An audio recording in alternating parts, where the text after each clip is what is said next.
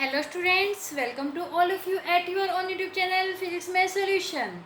बच्चों, हमने जो हमारी मैथ की लास्ट वीडियो की थी उसमें हमने किया था कोऑर्डिनेट ज्योमेट्री के बारे में पढ़ा था। और उसमें हमने पढ़ा था कोऑर्डिनेट ज्योमेट्री का डिस्टेंस फॉर्मूला, किस तरह से डिस्टेंस फॉर्मूले को हम अलग अलग टाइप के सम में अप्लाई करके हमारा सम सॉल्व करेंगे, ये हमने करना सीखा था। और बच्चों, आज हम करेंगे कोऑर्डिनेट ज्योमेट्री में ही सेक्शन फॉर्मूला। सेक्शन फॉर्मूला होता क्या है और कैसे अप्लाई किया जाता है, कैसे इससे सम सॉल्व होते हैं। तो बच्चों, आज का हमारा ये टॉपिक बहुत ध्यान से समझना। जो बच्चे फिलहाल 10th क्लास में पढ़ रहे हैं, ये उनके लिए भी बहुत ज़्यादा इम्पोर्टेंट टॉपिक है। बच्चों, आपके बोर्ड एग्जाम में कम से कम भी 6 से 7 मार्क्स का ये टॉपिक आएगा, यानी आपके दो से 3 सम आने वाले हैं आपके बोर्ड एग्जाम में।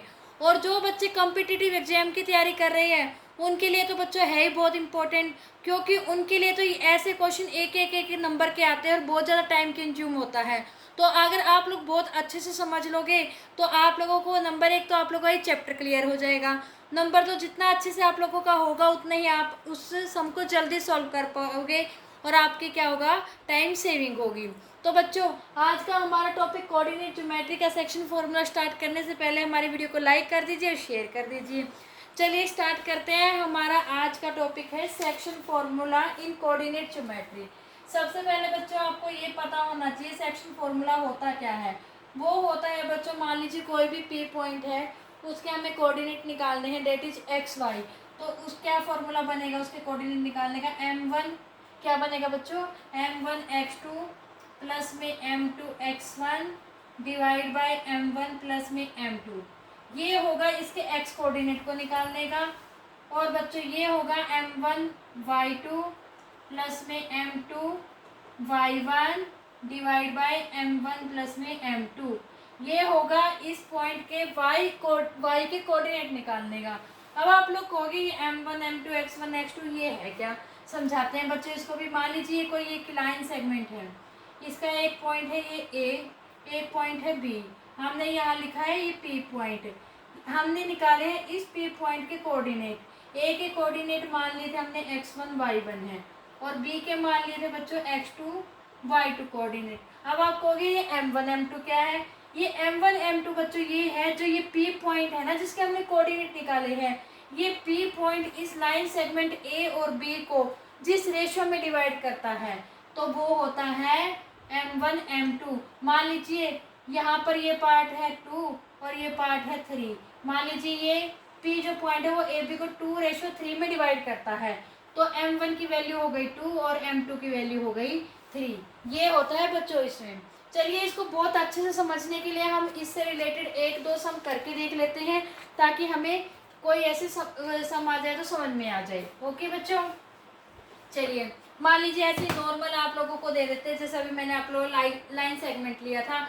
ऐसे कोई ए पॉइंट है, उसकी वैल्यू दे देते हैं 2 3। ये कोई लाइन सेगमेंट है, यहाँ पर कोई पी पॉइंट है, इसके हमें कोऑर्डिनेट निकालने हैं। एक यहाँ पर कोई है बी पॉइंट, इसकी मान लीजिए 3 4 है। तो ये इन्होंने कहा ये इसको ना 2:3 में ही डिवाइड कर रहा है, हम मान लेते हैं भी ऐसे ही डिवाइड कर रहा है। तो हम इस फॉर्मूले में क्या करेंगे, इसके कोऑर्डिनेट हम मान लेते हैं एक्स वाई। जस्ट हम क्या करेंगे, m1 की जगह 2 पुट कर देंगे। क्या पुट कर देंगे, m1 की जगह 2 जहाँ जहाँ m1 है, m2 की जगह हम 3 पुट कर देंगे, और x1 की जगह 2, x2 की जगह 3, और यहाँ पर y1 की जगह 3 और y2 की जगह 4। ओके बच्चों, आ गया समझ में, यही है ना। ये हमारा क्या था, x1 y1, this is x2 y2, this is m1 m2। इस तरह से आप क्या है नॉर्मली बस इसमें वैल्यू पुट करके आप इसे क्या कर सकते हैं, सोल्व कर सकते हैं, और आपका क्या होगा इसमें आंसर आ जाएगा।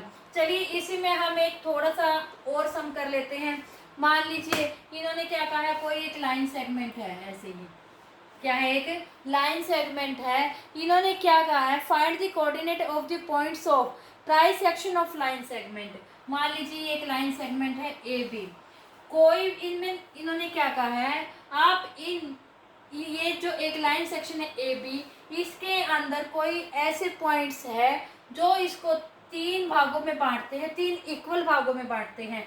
यानी एक मान लीजिए पॉइंट यहाँ पर है, एक मान लीजिए पॉइंट यहाँ, तो इसके पार्ट कितने बन गए बच्चों, 1 2 3 पार्ट बन गए ना। हमने मान लिया इसका नाम है पी, इसका नाम है क्यू। ओके बच्चों, अब इन्होंने क्या कहा है, आपको इन दोनों के कोऑर्डिनेट बताने हैं of the trisection of line segment joining 4-1। इसके पॉइंट दे रखे हैं इन्होंने 4-1 और इसके दे रखे हैं बच्चों -2 -3। अब आप लोग कहोगे यहाँ पे रेशियो तो दे नहीं रखी, हम कैसे निकालेंगे। बच्चों रेशियो दे क्यों नहीं रखी, आप लोग क्वेश्चन को समझिए। इन्होंने क्या कहा है, जब पी और क्यू पॉइंट है ना, ये इनको इक्वली पार्ट में डिवाइड करता है। इसका मतलब क्या है, ए पी बराबर है पी क्यू बराबर है क्यू भी।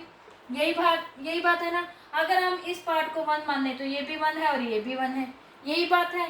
तो जब हम इसके हमने कोऑर्डिनेट क्या माने हैं, x1 y1, इसके माने हैं x2 y2, इसके मान लीजिए x3 y3 है और इसके मान लीजिए x4 y4 है। ओके बच्चों, कोई डाउट नहीं है ना यहाँ तक। तो अब रही रेशो की बात, जब हम p के कोऑर्डिनेट निकालेंगे, p के x3 y3 कोऑर्डिनेट निकालेंगे तो उसके लिए रेशियो क्या रहेगी। आप एक बारी के लिए भूल जाइए भी हमारे पास क्यू पॉइंट है। अगर आपके पास क्यू पॉइंट नहीं है यहाँ पर तो ये पार्ट 1 था और बाकी बचा हुआ पार्ट 1 और 1 कितना हो गया 2, यानी इसकी रेशियो क्या बन जाएगी 1:2। m1 क्या हो जाएगा 1 हो जाएगा और m2 क्या हो जाएगा 2। आप देखिए हमारे पास सारी वैल्यूज हम निकाल सकते हैं, वैल्यू पुट कीजिए इधर। m1 क्या है 1, x2 कितना है -2, प्लस में m2 कितना है बच्चों 2 और x1 कितना है बच्चों 4 डिवाइड बाय m1 प्लस में m2 डेट इज 1 + 2। और सिमिलरली आप क्या करोगे, अब इसमें वैल्यू पुट कीजिए। m1 कितना है 1 multiply with y2 that is -3 plus में m2 कितना है बच्चों 2 मल्टीप्लाई विद y1 कितना है -1 डिवाइड बाय 1 प्लस में 2। आप इसको सॉल्व कीजिए, आपका आंसर आ जाएगा -2 प्लस में 4 दूनी 8 डिवाइड बाय 3 -3 -2 डिवाइड बाय 3। तो आपके पॉइंट्स क्या आ गए 6/3 -5/3। आप इसे काट सकते हैं तो आप लिख सकते हैं P ऑफ x3 y3 किसके इक्वल आ गए बच्चों 2, -5/3। ये पॉइंट्स आ गए, है ना बच्चों, बहुत आसान। इसी तरह से अगर आपको क्यू के लिए निकालने हैं, क्यू के लिए कैसे निकालोगे, ऐसे ही तरीके से निकालोगे बच्चों। अब आप भूल जाइए आपके पास पी पॉइंट है। अगर आप भूल गए एक बार पी पॉइंट है तो आप देखिए इस क्यू पॉइंट ने, क्यू यहाँ था, इस पार्ट को एक पार्ट और यहाँ पे इस साइड कितने 1 और 1 2 पार्ट। तो इसके लिए रेशियो आपके पास क्या बन गई 2:1, यानी m1 हो गया 2 m2 हो गया 1। सिमिलरली आप इसी फॉर्मूले में यही वैल्यू पुट कर दीजिए, जैसे कि m1 कितना है आपका 2 मल्टीप्लाई विद x2 कितना है बच्चों -2 प्लस में 1 m2 1 है ना। उसके बाद क्या है बच्चों x1 क्या है 4 डिवाइड बाय 2 + 1 कोमा m1 कितना है 2। उसके बाद y2 कितना है बच्चों y2 है हमारा -3 प्लस में 1 यानी m2 मल्टीप्लाई विद y1 यानी -1 डिवाइड बाय 2 + 1। सिमिलरली आप इसको सॉल्व कर लीजिए -4 + 4 डिवाइड बाय 3 इधर हो जाएगा बच्चों -6 -1 डिवाइड बाय 3। तो इसके कोऑर्डिनेट क्या बन जाएंगे बच्चों 0, क्योंकि ये तो कट जाएगा 0 हो जाएगा 0, -7/3। आ गया ना बच्चों समझ में। इस तरह से क्या है, आप इस तरह का कोई भी सम है, ये तो 3 सेक्शन किए थे, अगर इस तरह से 4 सेक्शन होते तो उनका भी निकाल लेते हैं। लेकिन उसका निकालने का बच्चों एक तरीका और होता, मान लीजिए कि 2 की बजाय यहाँ पर 3 पॉइंट मान लेते हैं हम, एक यहाँ पर एक यहाँ पर एक यहाँ पर PQR होता। तो आप पहले P का निकालते, P का नहीं निकालते बच्चों, इसमें आप निकाल लेते। एक तरीका और था, एक तो इसी तरीके से निकाल सकते थे, दूसरा तरीका बच्चों ये बनेगा, सबसे पहले आप क्यू का निकाल लेते। क्यू कैसे निकाल लेते, क्यू इसका मिड पॉइंट बन जाता तो इसकी रेशियो आ जाती 1:1। उसके बाद अगर आप P का निकाल रहे हो, आपके पास इसके कोऑर्डिनेट आ जाते हैं तो आप ले लेते P is the mid point of A Q, so required ratio is 1:1। आप इस तरीके से इसको निकाल सकते थे दूसरे सम को। सिमिलरली आप R के लिए बोल सकते थे R is also a mid point of Q B that is ratio is 1:1, है ना बच्चों। ये भी अगर 4 पॉइंट दिए होते तो उनको आप इस तरीके से निकाल लेते। अब मान लीजिए कोई ऐसा सम है जिसमें आपको रेशियो ही निकालनी हो, क्या हो रेशो ही निकालनी पड़ जाए तो आप उसको कैसे सॉल्व करेंगे। मान लीजिए कोई एक सम है आप लोगों का, क्या कहा इन्होंने, फाइंड द रेशो, आपको रेशो निकालनी है in which lining joining the point this and this. तो एक लाइन ज्वाइनिंग के दो पॉइंट है, मान लीजिए वो ए है और बी है। इसके कोऑर्डिनेट क्या दे रखे हैं इन्होंने, दे रखे हैं -3 और 10, और बी के क्या दे रखे हैं इन्होंने, दे रखे हैं बच्चों 6, -8। अब इन्होंने क्या कहा, इज डिवाइडेड बाय, ये डिवाइड होते हैं, मान लीजिए कोई पी पॉइंट है उसके द्वारा, उसके भी कोऑर्डिनेट दे दिए इन्होंने। ये तो बहुत आसान हो गया, उसके भी कोऑर्डिनेट दे दिए। तो इन्होंने क्या कहा है, रेशो बताइए इसकी क्या है। रेशो हम ऐसे तो वो निकाल ही सकते ना, इन्होंने ये का भी इसको इक्वली डिवाइड करता है या फिर हाफ में करता है, 1/4 में करता है, ऐसा तो कुछ नहीं दे रखा ना। तो हम क्या करेंगे बच्चों, हम इसकी रेशो मान लेंगे, late B ratio is k/1। ऐसा कोई भी सम हो ना उसमें आप सबकी रेशो k/1 मान सकते हैं। ओके बच्चों, अगर k/1 मानते हैं तो आप इस सम को सॉल्व कर लीजिए। सबसे पहले हम सिर्फ x कोऑर्डिनेट के लिए सॉल्व करेंगे। मान लीजिए p का x कोऑर्डिनेट आपको निकालना है, ये x1 y1, this is x2 y2, और ये क्या है x और y। कैसे निकालेंगे बच्चों, m1, ये m1 m2 हो गया ना हमारा। तो m1 क्या है k, उसके बाद क्या है बच्चों x2 क्या है बच्चों हमारा 6, प्लस में m2 क्या है 1, x2 क्या है -3 डिवाइड बाय k+1। आ गया ना बच्चों यहाँ पे आप लोगों को ये समझ में। आप इसे सॉल्व कर लीजिए। px की वैल्यू उन्होंने दे रखी है क्या है -1 दे रखी है ना बच्चों। तो यहाँ पे क्या बन जाएगा 6k -3 डिवाइड बाई k+1। आपको इसमें y का कोऑर्डिनेट लेने की जरूरत ही नहीं पड़ेगी, हम सिर्फ एक से ही इसकी रेशो निकाल लेंगे। कैसे, आप इसकी क्रॉस मल्टीप्लाई कर दीजिए, -k - 1 is equal to 6k - 3 हो जाएगा। अब आप k वाले टर्म को एक साइड रख लीजिए, -k - 6k is equal to -3+1। Okay, जब आप -1 को इधर लेके जाओगे प्लस का हो जाएगा, 6k को इधर लेके जाओगे माइनस का हो जाएगा। -7k इज इक्वल टू -2, तो माइनस से माइनस कट जाएगा, k आपका क्या आ गया 2/7। आप इसको k/1 भी लिख सकते हैं। और जो रेशो होती है जैसे k/1 है, हम इसको k/1 लिखते हैं कि नहीं लिखते बच्चों, लिखते हैं। आप लोगों ने छोटे क्लासेस में भी किया होगा। तो इसका मतलब यहाँ पर हमारी इसकी रेशो क्या आ गई 2/7 आ गई, यानी क्या आ गई हमारी रिक्वायर्ड रेशो 2/7। बहुत आसान है ना बच्चों। इसके अलावा मान लीजिए कोई और रेशो है, कुछ ऐसे निकालनी है, आप लोगों को कोऑर्डिनेट भी नहीं दे रखे और रेशो भी नहीं दे रखी, आपको निकालने हैं। चलिए एक ऐसा सम और हम ले लेते हैं ताकि हमारा कंफ्यूजन ना रही भी, अगर इस तरह के आ जाए तो हम कैसे निकालेंगे। Find the ratio in which line segment joining point A and B.